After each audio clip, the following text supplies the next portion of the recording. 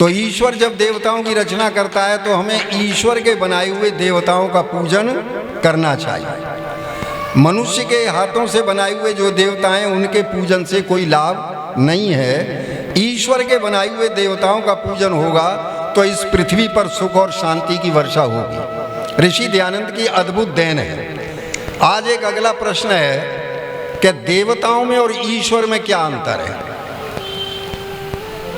ये बहुत ऐसा चिंतन है जो ऋषि दयानंद ने दिया है। ऋषि दयानंद के आने से पहले व्यक्ति ईश्वर में और देवताओं में अंतर ही नहीं जानता था। किसी से प्रश्न करते थे, कहाँ जा रहे हो भाई? ईश्वर की पूजा करने जा रहे हैं। कहाँ जा रहे हो? देवता की पूजा करने जा रहे हैं। तो देवताओं में और ईश्वर में क्या अंतर है, वो मौलिक अंतर आप समझ लीजिए। देवता मरण धर्मा है और ईश्वर नित्य है। ये मौलिक अंतर है। चेतन देवता हैं, मेरी माँ देवता है, मेरे पिता देवता हैं, लेकिन एक दिन उनका शरीर शांत होगा। तो मरण धर्मा हुए कि नहीं हुए? ये सूर्य है, चंद्र है, पृथ्वी है, वनस्पति जगत है, ये जल है, वायु है। अच्छा, जिस समय प्रलयावस्था होती है तो ये जो दृश्य जगत है ये अपने मूल कारण प्रकृति में परिवर्तित हो जाता है और ये सूर्य भी दृश्य नहीं रहता, ये चंद्रमा भी दृश्य नहीं होता। उस समय कोई दृश्य ही नहीं। प्रलयावस्था में न कोई दृष्टा है और न कोई दृश्य है, क्योंकि ये शरीर भी सब शांत है। जीवात्माएं सुप्तावस्था में पड़ी हुई हैं। तो देवताओं का गुण क्या हुआ, लक्षण? कि देवता मरण धर्मा हैं, चाहे वो जड़ देवता हैं चाहे वो चेतन देवता हैं, चूंकि इनकी तो रचना होती है और जिसकी रचना होती है उसका मरण धर्मा भी है, ये बात निश्चित है। तो ईश्वर नित्य है, अर्थात ईश्वर अजन्मा है। वेद में अज कहा गया ईश्वर को। तो वेद ईश्वर कैसा है कि ईश्वर सर्वव्यापी है, सर्वांतर्यामी है, सपरियगा शुक्रम अकायम अव्रणम अस्नाविरम शुद्धम अपाप विद्धम। यजुर्वेद के मंत्र में आता है परमात्मा कैसा है कि परमात्मा अव्रणम, अस्नाविरम, उसकी नसनाड़ियाँ भी नहीं है, अकायम, उसका कोई शरीर भी नहीं है, शुद्धम अपाप विद्धम, शुद्ध है, अपाप विद्धम, उसे पाप बींद नहीं सकते। तो देवताओं में ईश्वर में अंतर हुआ कि नहीं हुआ? ईश्वर नित्य है अर्थात अनादि है, उसका न कोई आदि है न कोई अंत है, और ईश्वर का कोई उपादान कारण भी नहीं है। जैसे आप समझिए ये मिट्टी का घड़ा है तो घड़ा मिट्टी से बना है, तो मिट्टी उपादान कारण है और घड़ा कार्य है। लेकिन ईश्वर का कोई उपादान कारण नहीं है। कोई पूछे कि ईश्वर किससे बना है, कौन सा मैटर है जिससे ईश्वर बना है, तो ईश्वर किसी मैटर से बना हुआ नहीं है, उपादान कारण उसका नहीं है, तभी तो नित्य है। अगर उपादान कारण होता तो ईश्वर नित्य नहीं होता। ऐसे ही जीवात्मा का भी कोई उपादान कारण नहीं है, जीवात्मा भी नित्य है। तो ये मैंने कल विषय यज्ञ का उठाया था। अब यज्ञ के विषय में एक बात कह करके भगवान श्री कृष्ण जी की फिर अगले बात पर आता हूँ। भगवान श्री कृष्ण जी ने यज्ञ के महत्व को महाभारत में अर्जुन से समझाते हुए कहा है, और वो क्या कहते हैं? इष्टान भोगान वो देवा दास्यन्ते यज्ञ भावता तेर दत्तान प्रदायेभ्यो यो भुंगते इस्ते नेवसा। अब आप समझना इस बात को। इसकी श्लोक को जब मैंने पढ़ा तो मैं पहले तो चक्कर में पड़ गया कि इसका भाव क्या है, मतलब क्या है। लेकिन जब 2-3 बार पढ़ा और 2-3 बार जब उसके अर्थ को देखा तब भाव समझ में आया। भगवान श्री कृष्ण कहते हैं कि ये जो यज्ञ आदि कर्म हैं आपके, जितने भी शुभ कर्म हैं संसार के, वो सब यज्ञ में शामिल हैं। तो जितने भी शुभ कर्म हैं, ये देव यज्ञ है, पितृ यज्ञ है, अतिथि यज्ञ है, बलवैश्य देवी, ये सारे के सारे यज्ञ जो हैं वो क्या हैं कि तुमको इष्टान भोगान वो देवा दास्यन्ते यज्ञ भावता, जिन यज्ञ के द्वारा तुमने देवताओं को भावित किया है, शुद्ध और पवित्र किया है, वो देवता बिना मांगे तुम्हारी इच्छाओं को पूरा करेंगे।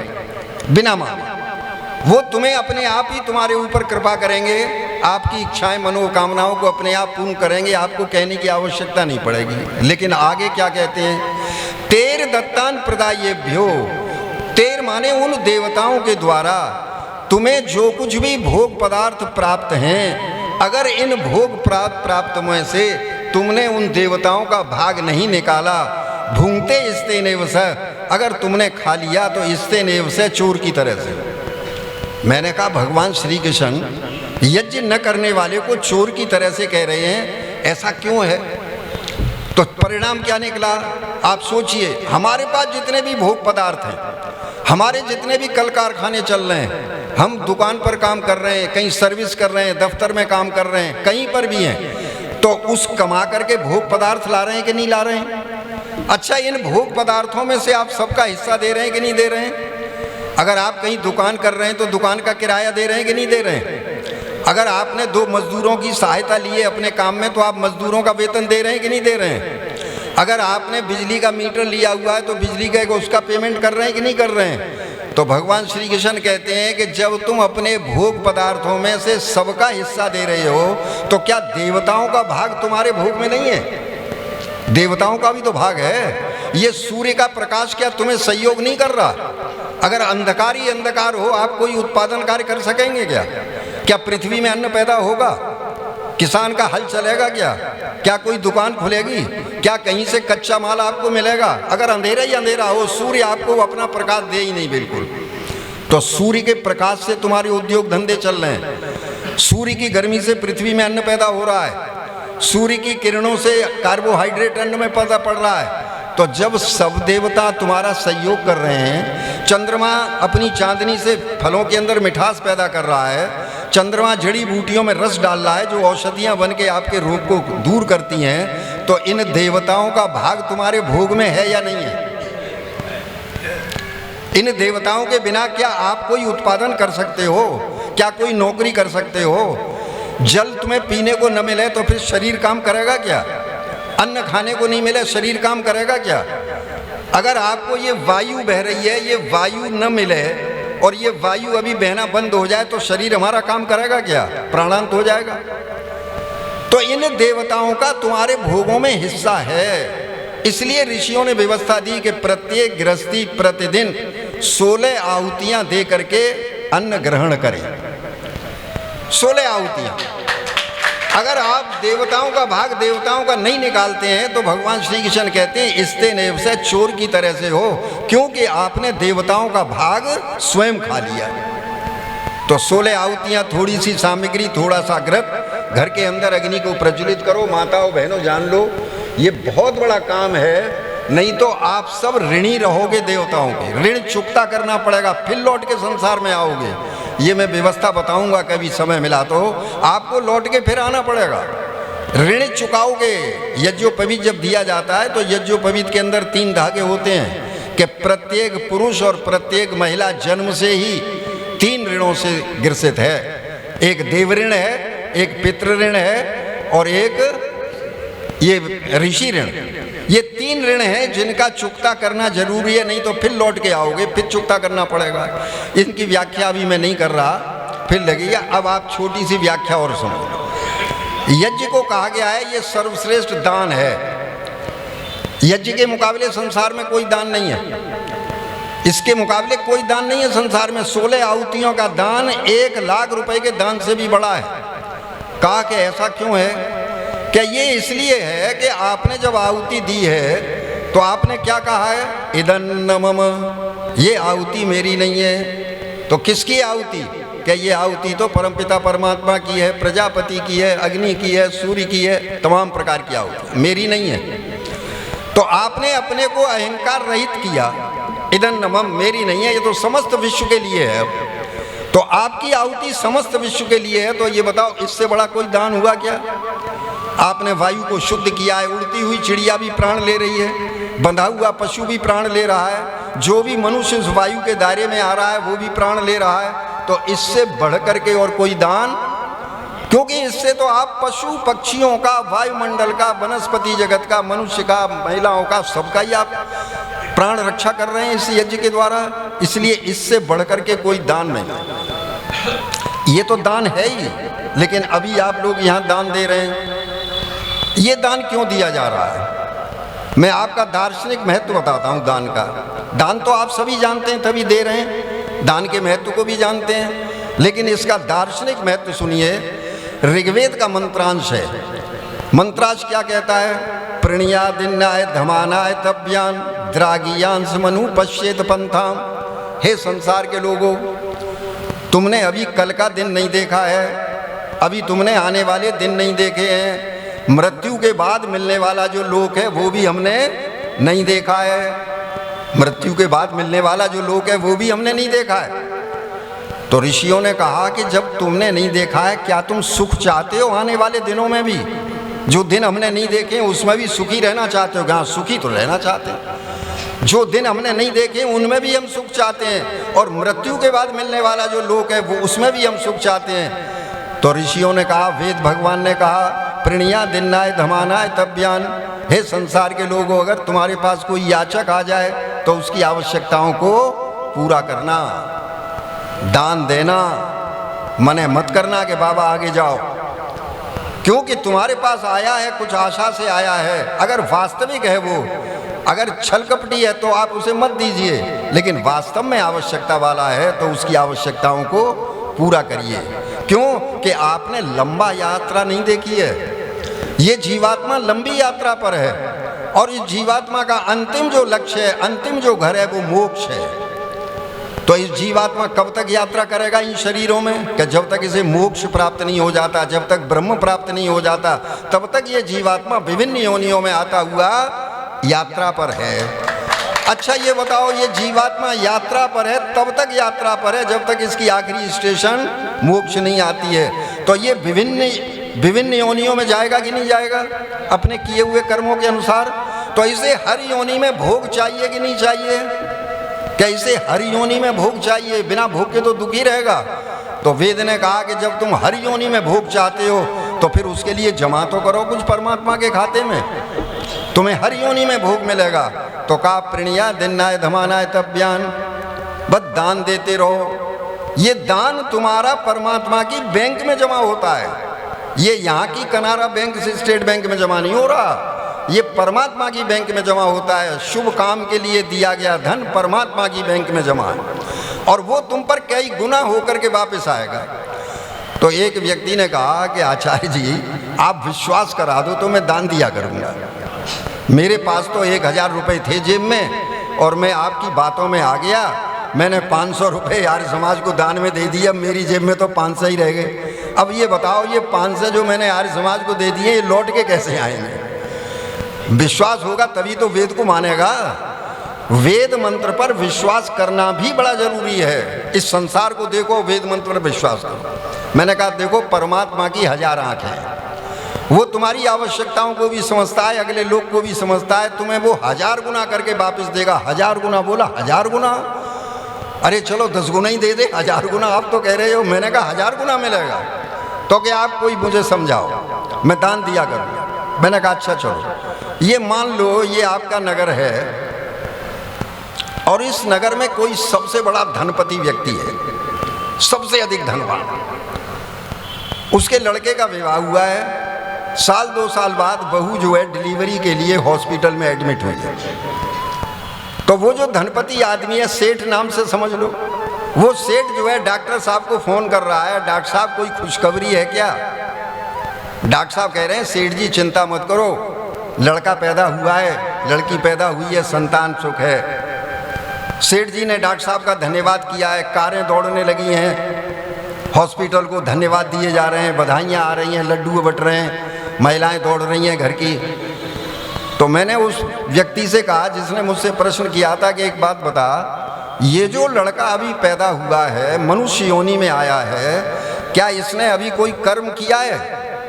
तो बोला, आचार्य जी कैसी बातें कर रहे हो, अभी तो पैदा हुआ है, कर्म कहाँ से कर लिया? अभी तो ये रोना भी नहीं जानता, अभी तो माता को भी नहीं पहचानता। तो मैंने कहा अच्छा चल, मान ली मैंने तेरी बात कि इसने कोई कर्म नहीं किया, पर मैंने कहा ये बता, बिना कर्म किए ये अपने बाबा की पिता की संपत्ति का वारिस हो गया है कि नहीं, करोड़ों का? अब बोला कि वारिस तो हो गया है। ये तो है बात सही आपकी कि बाबा की संपत्ति, बनी बनाई कोठी मिली है, नौकर चाकर बने बनाए मिले हैं, कार खड़ी है, सोने चांदी के बर्तन है घर में, आलीशान व्यवसाय जमा हुआ है। मैंने कहा इस लड़के को क्या कोई चिंता है इस बात की कि मेरी रोटी कैसे चलेगी? इसे कोई चिंता है कि मैं कैसे व्यवसाय करूंगा, कैसे रहने का मकान बनाऊंगा, कहाँ झोंपड़ी बनाऊंगा? मैंने कहा कोई चिंता नहीं है। मैंने कहा ये कौन जीवात्मा है? मैंने कहा ये वो जीवात्मा है कि जब जब ये मनुष्य योनि में था तब ये गरीबों की, निर्धनों की सेवा करता हुआ आ रहा था। परमात्मा की बैंक में इतना इसका जमा था कि परमात्मा ने कहा कि अब तू चिंता क्यों करता है, मैं तुझे पृथ्वी पर भेज रहा हूँ और तुझे इतना दे रहा हूँ कि अब तेरे यहाँ मुनीम लगेंगे, तू नहीं संभाल पाएगा, तू तो बैठ के चेक पे दस्तखत करना बस। मुनीम लगेंगे, मुनीम तेरा हिसाब किताब रखेंगे कि तुम्हारा कितना रुपया किस बैंक में है, कहाँ कोठी है, बम्बई में, कलकत्ता में, कहाँ कारखाना है, मजदूर तेरे यहाँ लगे होंगे, मैनेजर काम संभालेंगे, तुझे तो कोई चिंता ही नहीं है। अच्छा ये बताओ, ये मैंने ही देखा है कि आपने भी देखा है? ऐसा कोई व्यक्ति है जो ये कह सके कि मैंने नहीं देखा है? ऐसा है, तुम्हारे सूरजपुर में ही है, कहीं दूर जाने की जरूरत नहीं। दूर जाओगे तो और ज्यादा है, आपको ऐसे ऐसे मिलेंगे कि जिनका पूरे विश्व में नाम है धन संपदा में। ये वो जीवात्मा है। एक और मैंने उदाहरण दिया उसे, मैंने कहा देख एक और बालक पैदा हो रहा है, वो भी मनुष्य योनि में आ रहा है वो भी मनुष्य योनि में, लेकिन कहीं झुग्गी झोंपड़ी पड़ी है, नाला है, गंदगी है, माँ पर खाने को भी नहीं है, पिता पर खाने को नहीं है, एक चारपाई भी बिछाने की जगह नहीं है, बरसात होती है कहीं चारपाई भी नहीं डल सकती, और वो माँ मांग रही है कि मेरे बच्चे को कोई दूध दे दो, मेरा बच्चा जीवित हो जाए, मेरे बच्चे को कोई कपड़े दे दो, मेरा बच्चा कपड़ा पहन ले। अच्छा मैंने कहा ये बता, ये कौन जीवात्मा है? ये वो जीवात्मा है कि जब जब मनुष्य योनि में रहा, इसने कभी प्यासे को पानी भी नहीं पिलाया, इसने कभी भूखे को रोटी भी नहीं दी। इसके पास आए सहायता के लिए लोग, इसने कहा नहीं बाबा मेरे पास नहीं है, था इसके पास पर इसने दिया नहीं। तो परमात्मा ने कहा कि भैया जब तूने मेरी बैंक में कुछ जमा ही नहीं किया है तो मैं तेरा 100 गुना काहे का करूं? कैसे करूं? तेरा मूलधन कुछ चाहिए कि नहीं चाहिए? अब मूलधन तेरा कुछ बैंक में है नहीं तो ब्याज किस पे लगाऊं मैं? तो परमात्मा ने कहा कि तेरा कोई कर्म ऐसा जरूर है कि मैं तुझे मनुष्य योनि में भेजे दे रहा हूं, तू अब जैसे चाहे वैसे रहना, रोटी मिल जाए खाना, मेहनत करना, मिल गई खा लेना, भूखा रहे, तेरा कर्म मेरे साथ जुड़ा हुआ। तो देखो वेद ने कितनी सुंदर बात कही। वेद में भगवान कहते हैं, ऋग्वेद में मैं आपको बता रहा हूँ, भगवान कहते हैं अहम भुवम वसुने पूर्वे पति, हे संसार के लोगों धनों का मैं स्वामी हूँ। ये ईश्वर घोषणा कर रहा है। अहम भुवम वसुने पूर्वे पति, अहम माने मैं, भुवम माने होता हूँ, वसुने माने धनों का निश्चय ही स्वामी। धनों का मैं स्वामी हूँ और परमात्मा ही धनों का स्वामी है। ये पृथ्वी के अंदर सोना चांदी तांबा ये सब धातुएं जितनी, ये सब धनी तो हैं। हमने कोई धन नहीं बनाया है, हमने तो कागज का नोट बनाया। मोदी जी ने वो भी कैंसिल कर दिया, 1000 का 500, किसी ने फिर मूंगफली भी नहीं दी हमें खाने को 1000 के नोट में।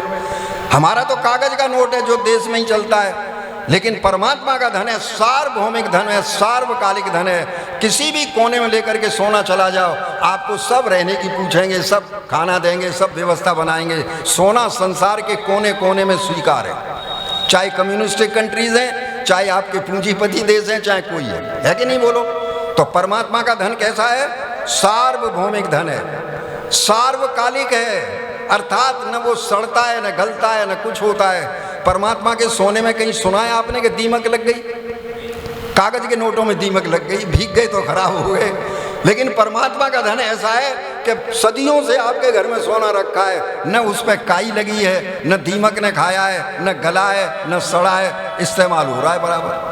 सार्वकालिक, दो ये विशेषताएं याद रखना परमात्मा के धन की, कि परमात्मा का धन सार्वभौमिक है, सार्वकालिक है, और मनुष्य का बनाया हुआ धन न सार्वकालिक है न सार्वभौमिक है, देश की सीमा के अंदर चलता है। तो परमात्मा एक घोषणा और करता है, देखो, और वो ऋग्वेद में ही करता है। ऋग्वेद में क्या कहता है परमात्मा?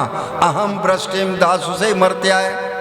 अहम वृष्टिम, स्वामी अच्युतानंद जी महाराज ने इस मंत्र का अर्थ किया है। अहम वृष्टिम, मैं वर्षा करता हूँ। परमात्मा कहता है मैं तो अकायम हूँ, मैं तो अव्रणम हूँ, मुझे तो किसी की आवश्यकता है नहीं, न सोने की न चांदी की। ये मैंने जितना संसार बनाया है, जितना धन बनाया है, ये सब मैंने अपने जीवों के लिए बनाया है। लेकिन देता किसके हूँ? अहम वृष्टिम, मैं वर्षा करता रहता हूँ। किस पर? दासु से मर्त्याय, जो दानशील मनुष्य हैं।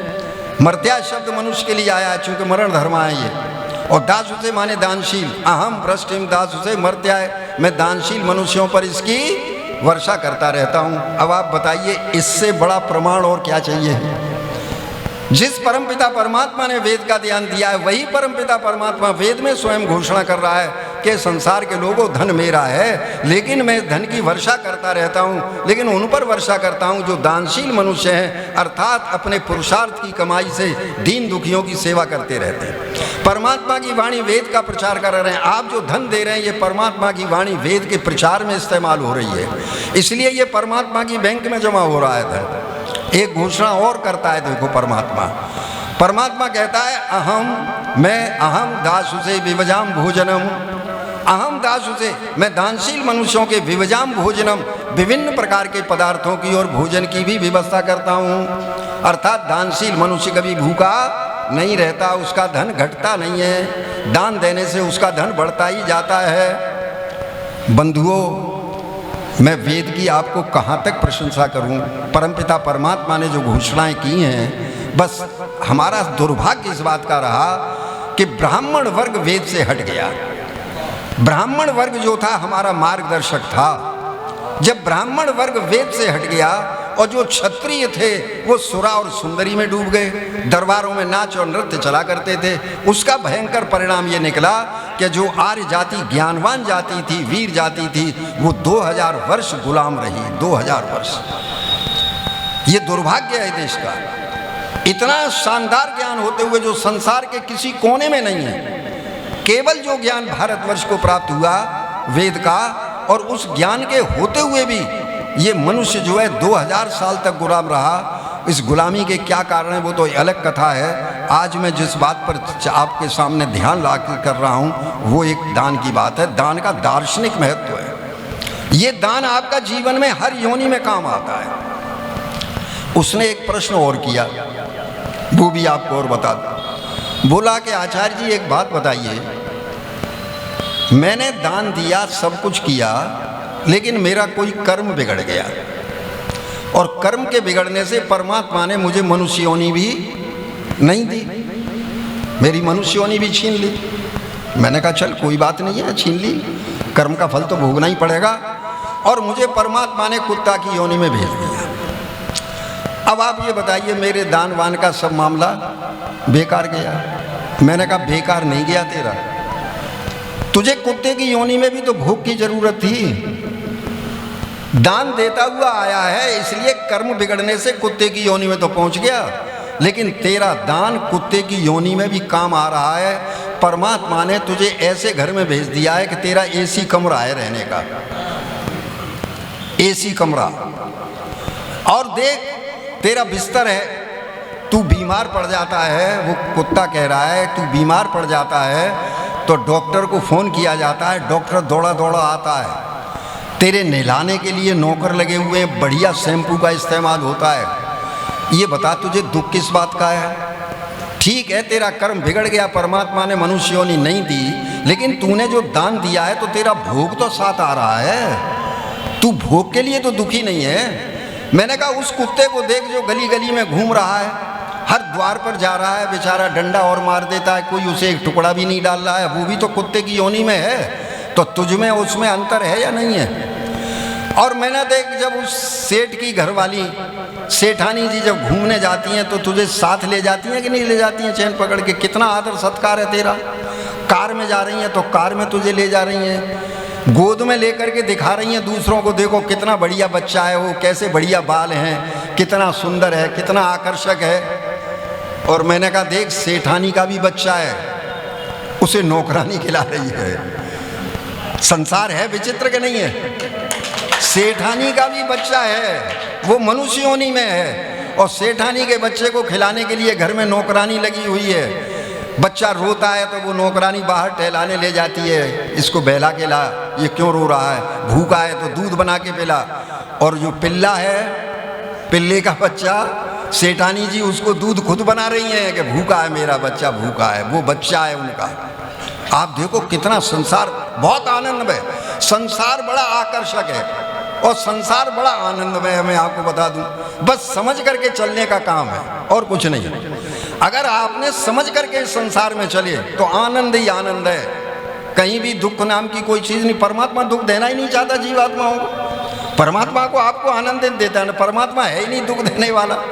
परमात्मा तो आनंद है, उसके पास आनंद स्वरूप है, वो दुख स्वरूप है ही नहीं। तो जो आनंद स्वरूप है वो आनंद ही तो देना चाह रहा है। अरे दुख तो हम अपने कर्मों के कारण भोग रहे हैं, दुख हम अपने कर्मों के कारण भोग रहे हैं। परमात्मा तुम्हें दुख नहीं देना चाहता, वो तो आनंद स्वरूप है। सच्चिदानंद इसीलिए उसका नाम है, सत्य चित और आनंद स्वरूप है। तो उस परमात्मा के स्वरूप को जान करके आदमी अगर इस संसार को भोगता है तो कहीं किसी प्रकार की परेशानी नहीं। इसीलिए बंधुओं, दान देने में कभी हिचका मत करो। अगर आपकी करोड़पति की हैसियत है तो लाखों का दान दिया करो, और अगर आपकी लाखों की हैसियत है तो हजारों का दान दिया करो। ये दान तुम्हारा सब जमा हो रहा है, एक पैसा अलग ही नहीं है। बस इतना अंतर पड़ रहा है कि आपकी जेब से निकल करके आर्य समाज के खाते में पैसा आ रहा है, इतना अंतर पड़ रहा है बस। लेकिन है आपके साथ चिपका हुआ, मिलेगा आपको ही। इतना ही तो अंतर आ रहा है कि आपकी जेब से निकल करके इनकी जेब में आ गया है, या विद्वानों को आपने दे दिया है तो विद्वानों की जेब में आ गया है, लेकिन वो चिपका हुआ आपसे ही है। और इसका भी वेद का ही प्रमाण आपको दे रहा हूँ। वेद का प्रमाण है, देवांश याभिर्यजते ददाति च जोगिता सचते गोपति सह। देवांश याभिर्यजते ददाति च, विद्वान लोग, यजमान लोग जिन पदार्थों से यज्ञ करते हैं या जिन पदार्थों को दान में देते हैं, ददाति च, दान में देते हैं, तो यज्ञ में दिए हुए पदार्थ और दान में दिया हुआ धन या दान में दिए हुए पदार्थ, ये सब के सब गोपति जीवात्मा, गो कहते हैं इंद्रियों को, इंद्रियों का स्वामी जो जीवात्मा है, इस जीवात्मा के साथ निरंतर लगे रहते हैं, निरंतर चिपके रहते हैं। दिया हुआ दान आपसे अलग हुआ ही नहीं है। भौतिक रूप से इनकी जेब में आ गया है, लेकिन अभौतिक रूप से, जिसको कहते हैं अदृश्य रूप से, वो दान आपसे चिपका हुआ है और परम पिता परमात्मा की बैंक में जमा हो गया है, जो आपको कई गुना होकर के आपको वापिस मिलेगा। तो कहाँ घाटा है वो लोग, ये धन की खेती है। आर्य समाज जो काम करता है ना, आर्य समाज के काम को आप विलक्षण काम समझिए। ऋषि दयानंद बहुत विलक्षण संत है, जो महाभारत काल के 5000 वर्ष बाद आया इस पृथ्वी पे, 5000 वर्ष बाद। बीच में और महापुरुष हुए, लेकिन ऋषि नहीं हुआ कोई। दयानंद ऋषि है, और वो ऋषि आपको प्रेरणा दे रहा है वेद के आधार पर कि संसार के लोगों, अगर तुम सुखी रहना चाहते हो तो अपने पुरुषार्थ की कमाई से दान दिया करें। तो कहा कितना दिया करें, ऋषियों से पूछा गृहस्थियों ने कि कितना दिया करें। तो ऋषियों ने कहा कि देखो, तुम्हारा परिवार है, गृहस्थ जीवन है, तो 100 रुपये अगर कमाते हो तो 90 रुपये तो अपने परिवार के लिए रखो, अपनी पत्नी का, बच्चों का पालन पोषण करो। ऐसा नहीं कि सारी आय है वो दान में दे दो, नहीं, 10%, जैसा कि अभी भाई जी कह रहे थे गीत में, 10% आपको दान में निकाल दो। 100 रुपये हैं तो 10 रुपये रख लो कि इससे हम दीन दुखियों की सेवा करें। और अगर मान लीजिए कि आपने 10% नहीं निकाल पाए, आय बहुत कम है, चलो थोड़ा कर लो, 5% कर लो, 2% कर लो। मतलब यह है कि देना अवश्य चाहिए। बिना दिए जो है, जो मनुष्य रहता है, उसकी वही दशा होती है कि जीवात्मा जब जन्म लेता है तो उस पर खाने पीने की भी रोटी नहीं होती है, क्योंकि उसने परमात्मा की बैंक में कुछ जमा ही नहीं किया। अब एक और समझ लो, कौन सा दान निरर्थक है और कौन सा दान सार्थक है। दिसंबर जनवरी का महीना है, बहुत सर्दी विलक्षण पड़ रही है। प्रधान जी ने कहा कि उमेश जी, आर्य समाज का कार्यक्रम है, आप आ जाओ। मैं आ गया। अब ये खम्मा बना खड़ा है, ये है ना, दिसंबर जनवरी की ठंड थी। मैंने देखा कि ये खम्मा जो है ठंड से सिकुड़ जाएगा। खम्मा ठम्म से अगर सिकुड़ गया तो ये लेंटर प्रभावित हो जाएगा, छत प्रभावित हो जाएगी। भैया एक काम करो कि इस खम्भे को ठंड से बचाओ। तो मैं सूरजपुर बाजार में गया और एक 5000 रुपये का कंबल लाया, और कंबल लेकर के मैंने खम्भे पे लपेट दिया, और बड़ा खुश हुआ कि मैंने खम्भे की जान बचा ली। नहीं बेचारा ठंड में सिकुड़ के हो जाता और ये लेंटर वेंटर सब गिर जाता। मैंने कहा प्रधान जी आप मुझे धन्यवाद दो। बोले कि उमेश जी धन्यवाद किस बात का दें हम। मैंने कहा मैंने आपके खम्भे की जान बचाई है, लेंटर की रक्षा कर दी है, अरे कि ये तो जड़ है। प्रधान जी बोले कि ये तो जड़ है, इसे ठंड भंड कहाँ लगती है, इसे न ठंड है न गर्मी है, न जाड़ा लग रहा है न सर्दी है, न भूख है न प्यास है, इसे कोई द्वंद्व ही नहीं है। कैसी बातें कर रहे हो उमेश जी। मैंने कहा मैंने 5,000 खर्च कर दिए और आप मेरे खर्च को भी बेकार करे दे रहे हो। 5,000 रुपये बेकार क्या? कि बिल्कुल बेकार है। ये जो है पदार्थ जो जड़ है वो कभी चेतन नहीं हो सकता, ये सुख दुख अनुभव नहीं करता, ये भूख प्यास अनुभव नहीं करता। 5,000 नहीं, आप 20,000 खर्च कर दो, इस पर हीटर लगा दो, इस पर एसी लगा दो, चाय लगा दो, चाय जितना इसको गर्मी पहुंचाओ, चांदी की अंगीठी बना करके कोयले रखो, ओहो गर्मी रोको। अच्छा ये बताओ ये चेतन हो जाएगा? बस ये अज्ञान है। ऋषि पतंजलि कहते हैं कि अनित्य जो नित्य पदार्थ हैं उन्हें अनित्य समझना, यानी अनित्य पदार्थों को नित्य समझना, और जो अशुचि हैं, जो अपवित्र पदार्थ हैं उन्हें पवित्र मानना, और जो दुख है उसे सुख मानना, और जो अनात्म वस्तुएं हैं उन्हें चेतन वस्तु मानना, आत्मवत मानना। ऋषि पतंजलि कहते हैं यही तो 4 अज्ञान है जो मनुष्य को डूबे हुए हैं।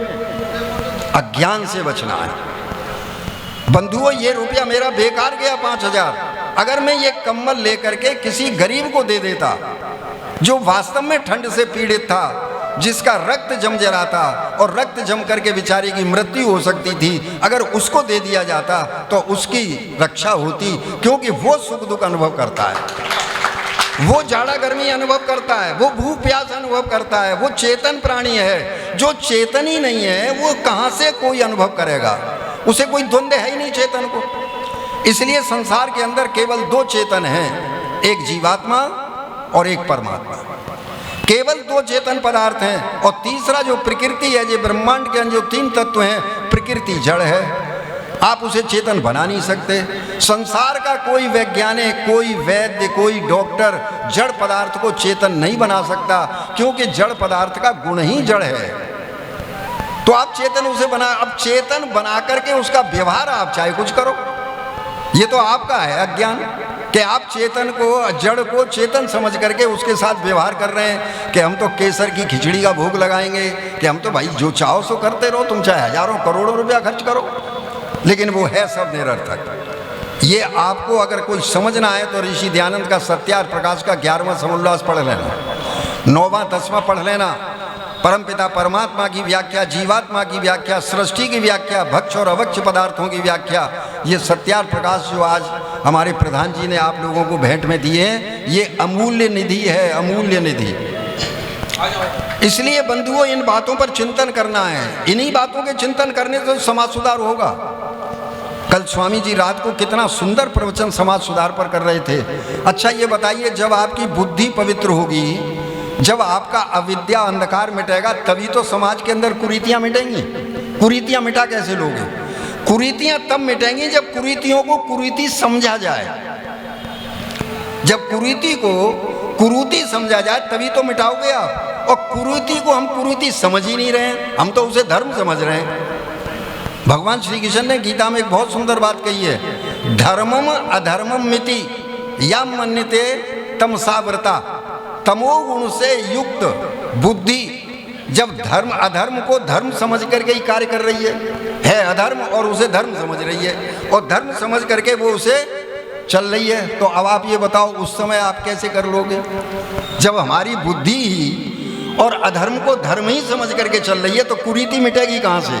कुरीति तो तब मिटेगी जब अधर्म को अधर्म समझें, धर्म को धर्म समझें, तभी तो आप कुरीति को मिटाने में आगे बढ़ोगे। इसलिए ज्ञान बहुत आवश्यक है।